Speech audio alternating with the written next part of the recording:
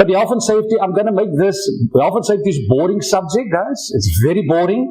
This is the book on health and safety. So I'm going to go through and help you how to navigate your health and safety management system and what you must have in place in church.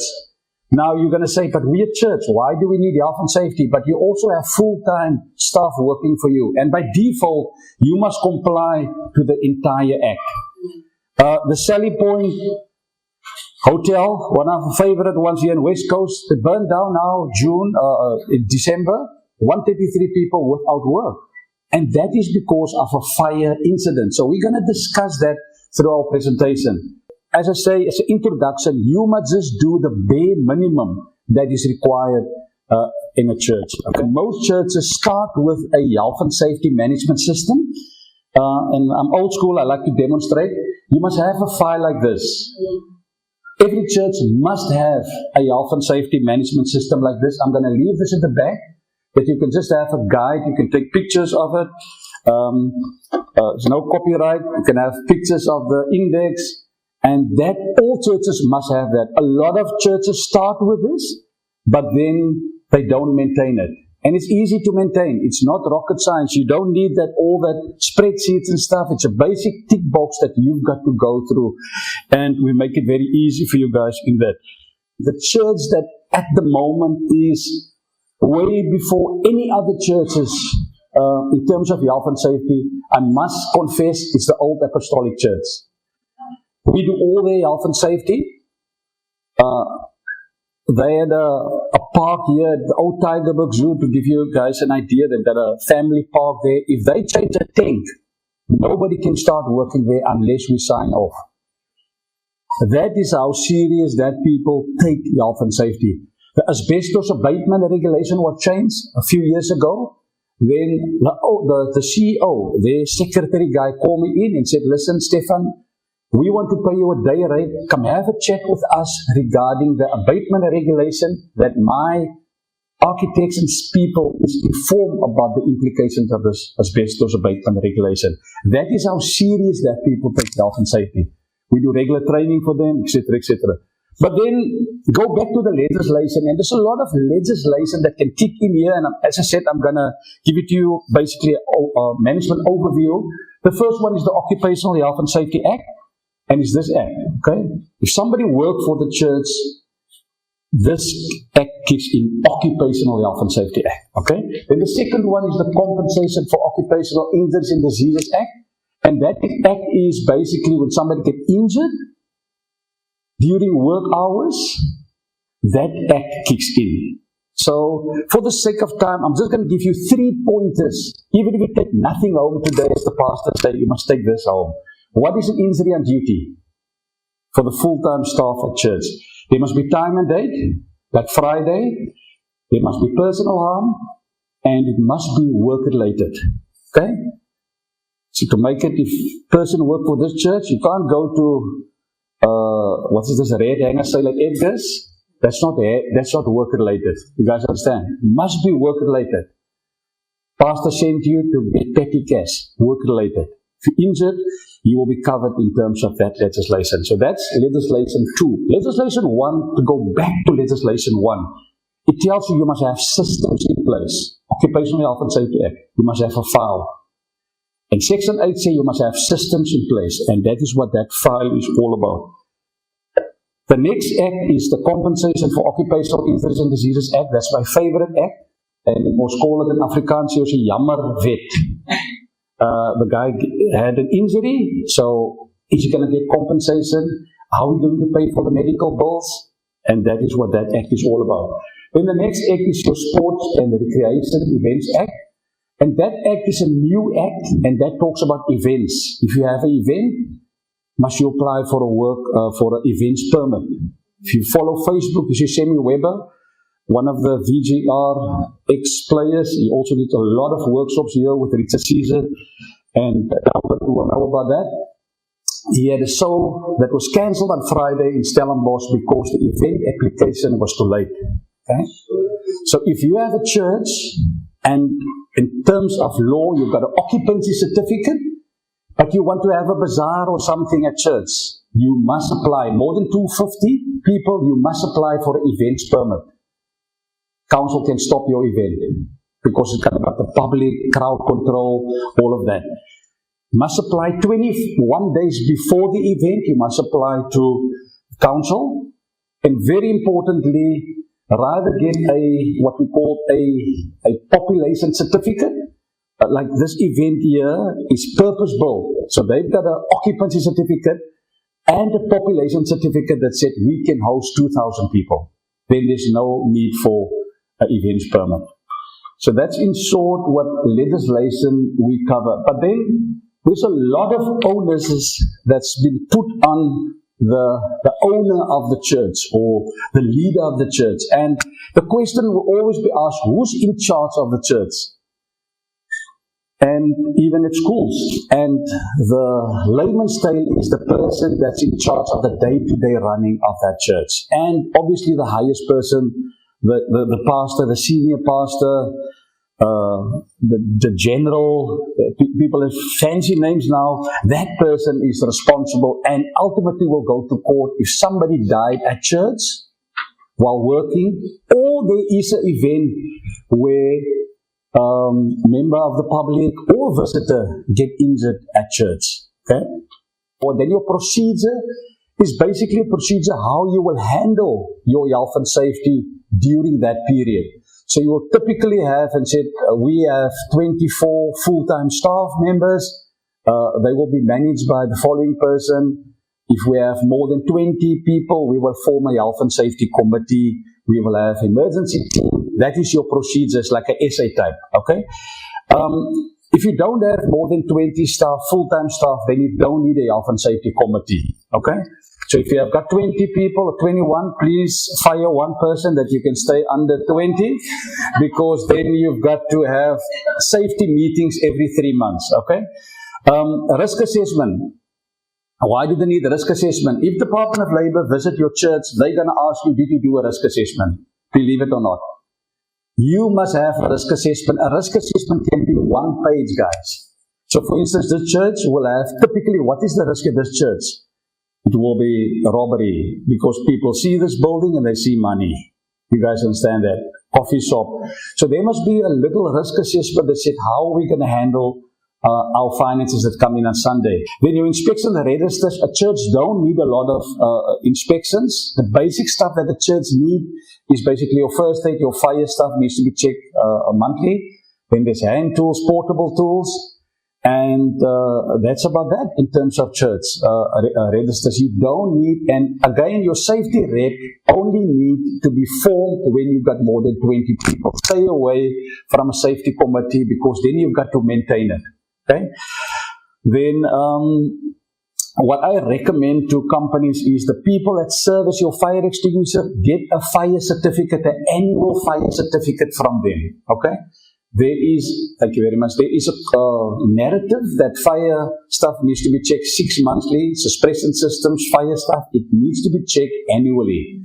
People just want to make money or take the church's money, so it needs to be checked annually. Okay.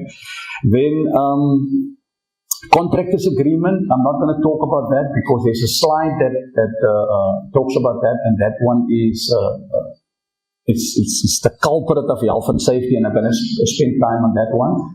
Then there's health and safety training records. So there's legislative training that you can't get away. First aid training, you must have first aiders. If you've got more than 5 or 10 people in your organization full time, you must have a first aider. The One Act talks about 10, POS Act, and COIDA talks about 5. So the rule of thumb is, or the general thing is, more than 10 people get a first aider. Because you must also, for the visitors, it's important that during churches you must have first aiders. Okay, and that is the one compulsory training that you can't get away. That's the first aid. Then there's accident investigation, there's safety reps, the guys that will do the inspections. And then obviously you must have training your emergency team. What happens if there's a fire? If you go to Stair Kinnikor now at Tiger Valley, and by the way, we do the health and safety as well. So you go into Stair Kinnikor, and before the movie starts, they will tell you, if there's an emergency evacuation, you just go out, don't run, brisk walk, and then the evacuation marshals will direct you to the exits or to the emergency assemble points.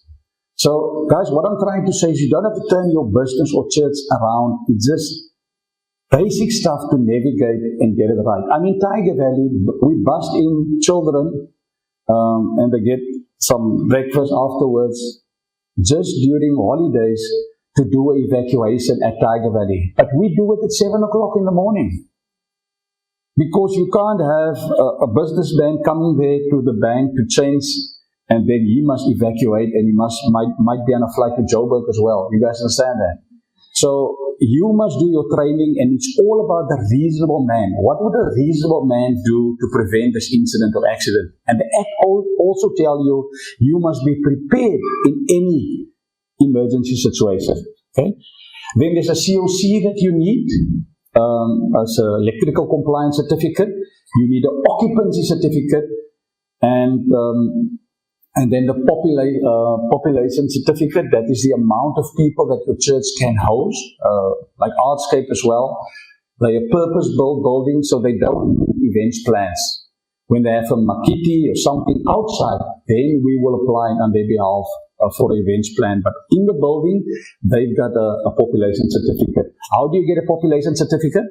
You go to the city of Cape Town, you apply, they will come through the fire prevention guide, they will typically look at your fire extinguishers, if that's in place, they will look at your escape doors. Escape doors must open to the outside, depending on where it is. They would look at the seating arrangement, and then they will issue with a population certificate.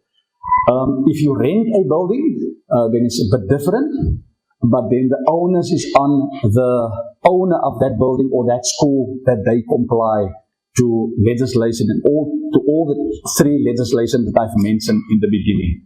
Asbestos inventory list is a new thing, not a new thing, it's an old thing, it's just a new name change. So the old churches, if you've got asbestos, you must label that asbestos.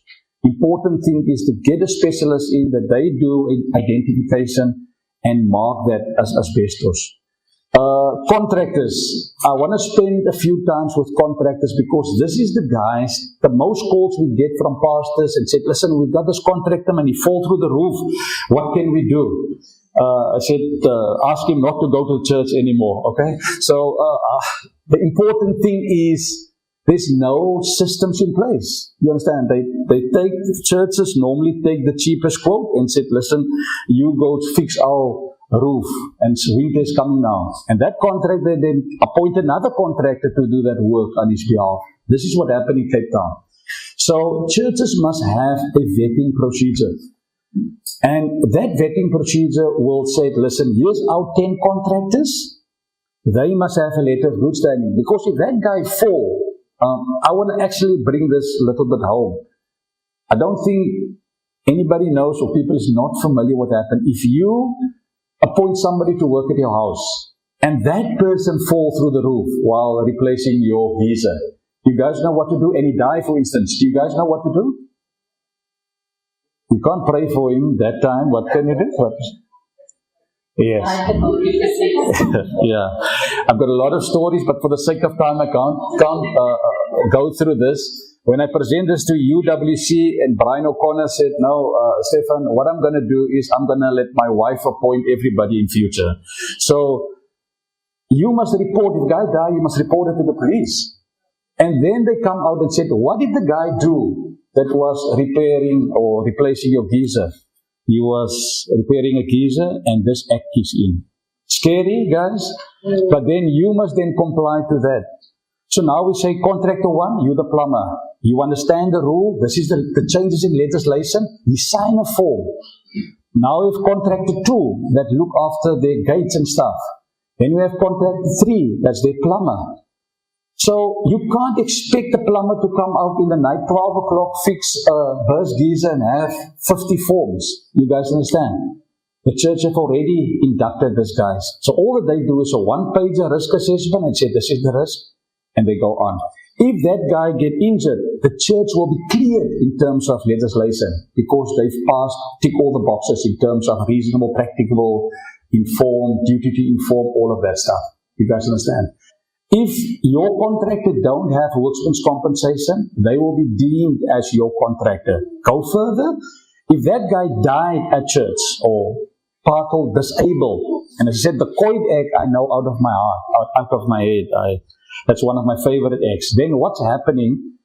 That people now need compensation. Somebody died from the contractor, his employer don't have workman's compensation. But church have appointed this contractor, that employee that died will be then deemed as an employee of church. And the implications with that is, if every nation's got 34 people working for them full time, every year they will now register 36 people because of that guy. Then there's three things that you must do. You must sign the 37-2 mandatory agreement with your contractors. You must have a 37-2 mandatory agreement with your contractors. And then you must monitor that contractors. Okay?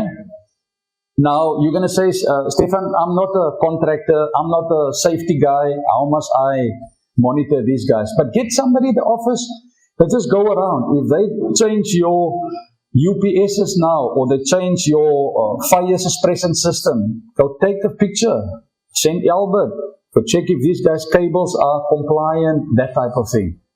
The Act said you must actually monitor them. Okay? Parklands College sees a lot of people from that side of the world. Parklands College, one of the most expensive schools in Cape Town, in my opinion.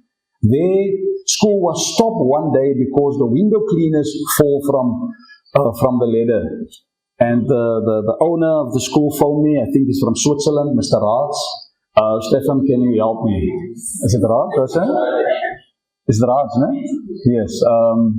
He phoned me, we're talking about 10 years, 15 years ago. They only had one school at the time. And I think it was in Raj Drive. So he phoned me and said, can I help? And I said, I can, but it's too late now because the Department of Labor already stopped the school for the day, because the contractor don't have documentation in place. But that's a bit severe in my opinion, because you don't have to punish everybody, but that is Department of Labor at the moment. They are the people that make the calls in terms of health and safety. But you must check your contractors. And then the last thing in terms of that agreement is the church mustn't connive with, and this is another word that the act was also written by Afrikaans guys like me, guys. JJ van Rensburg. So there's a lot of words that doesn't make sense, but connive is basically you mustn't secretly have dealings with the contractor. To give an example, you've got to switch a bulb, and you said, I'm not going to get a ladder now, man. So we just use a stable and put Albert can hold on to this. That is what that act, the intention of that, okay? So the church must stay away from that type of things. So your contractors, as your probleem mense, in all aspects. If you look at that picture, for instance, that's what happened. If they come to site, these guys want to finish the job.